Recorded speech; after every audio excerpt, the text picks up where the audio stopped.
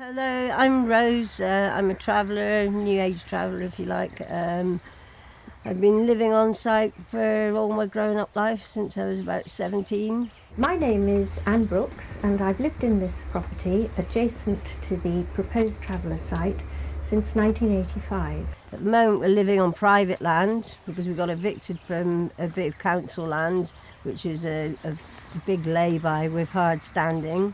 The reason for having bought this property was the open aspect at the rear.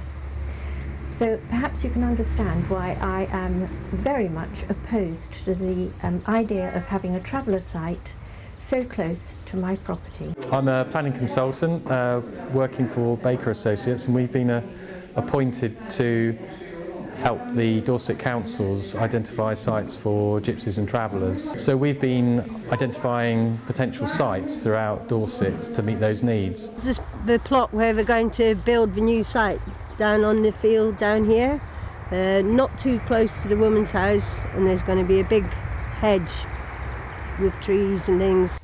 To have the thought of a traveller site so close, the nearest pitch being 40 metres only from my property, is quite alarming. There is an old site right sort of 50 yards away which has already got hard standing and did have usable huts with washing areas and toilets, but the people who are living there have been rehoused, and now we're going to sell that to make industrial land, and it just seems a waste of money to me. I don't have a problem with the travellers per se, but it's the fact of the intrusion that this development will cause. Living like this can be very insecure, especially for the children, because, like, for instance, at the moment I'm parked on private land.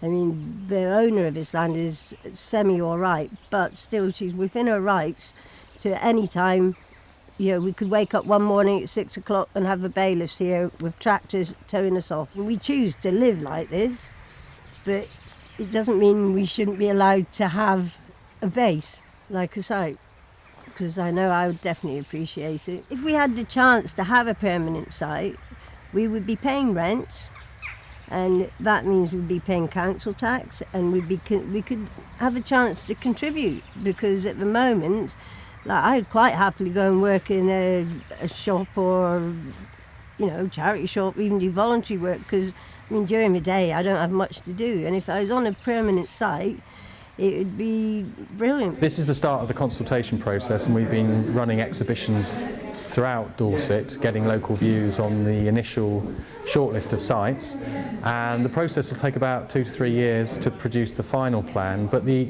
overall objective is to identify sites that travellers can then seek planning permission, and with the hope that they will actually develop them in the next 5, 10, 15 years. There has been a backlog of need for traveller sites for gypsies and travellers.